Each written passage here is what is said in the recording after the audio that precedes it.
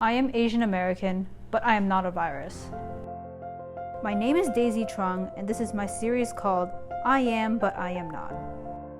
Journey with me as we explore the different stereotypes and misconceptions of Asian Americans that I've seen and experienced myself. With the amplification of anti-Asian sentiment during COVID-19 and the resurgence of the Black Lives Matter movement, I will uncover and debunk those myths and share with you the inside view on the thoughts, opinions, and experiences of those within our society.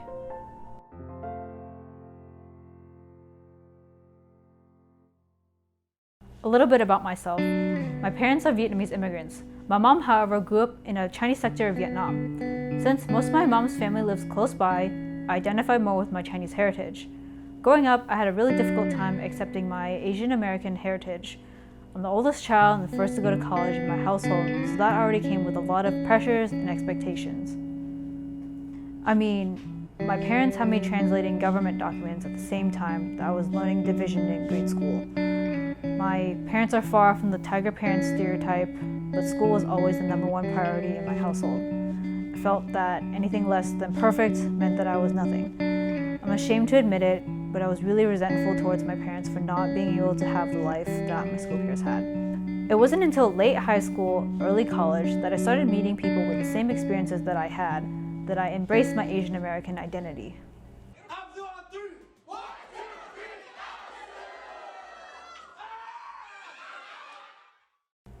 The murder of Vincent Chin really impacted my understanding of Asian American racism. I've only really experienced microaggressions and can relate to that. However, Chin's case shows that anti-Asian sentiment has been around for a long time. For those who don't know, Vincent Chin was a Chinese American man who was beaten by 2 white men with a baseball bat in 1982. Chrysler plant supervisor Ronald Evans and his stepson were just laid off from their respective auto industry jobs when they saw Chin at a strip club. They assumed Chin was of Japanese descent, and he wasn't, and blamed him for the success of Japan's auto industry. After beating him with a baseball bat, Chin died in the hospital from the injuries. But in the end, Evans and his stepson bargained their charges down to manslaughter and were only ordered to pay a $3,000 fine and serve only 3 years probation with no jail time. This lenient sentence, which sounds familiar, brought a lot of outcry from the Asian community, which led to a turning point in Asian American civil rights engagement. From there, I have since been a part of many organizations to learn more and educate others about racial injustices. Following my fashion photography project, Transcending Traditions, that focused on different Asian ethnicities, I started this docu-series with the hope to showcase the multifaceted and complex identities of Asian Americans. This brings us to this point, COVID-19 and Black Lives Matter. If I'm being honest, work that I've always done has always been around spreading the word that Asians are not one monogamous race. I thought that this myth has been dispelled, but President Trump's words has brought that train of thought to a screeching U-turn. I really can't believe that we're in the 21st century and we're still assuming that all Asian Americans are Chinese. With this disbelief also came fear. When reports came in that Asians were being beaten, and I'm talking about older Asians, not just young and able-bodied Asians, I became really scared. Scared not only for me, but for my family as well. Reminder that this is anxiety on top of COVID-19 anxiety as well. I live in Portland, so I've been following the protests that have been happening in my city as well. Following the murder of George Floyd by the police, there have been many protests in Portland. These protests have persisted up to this point and after the 2020 US presidential elections. These events have taught me that we have a long way to go to achieve racial justice. The most frustrating part is that many of my older relatives, and I think my Asian American peers can agree with this, think pretty conservative. In most Asian cultures, you're supposed to respect your elders, and I've come to understand this as, you're wrong, I'm right, I've lived longer than you, I've experienced things you'll never understand. And I get it, kind of.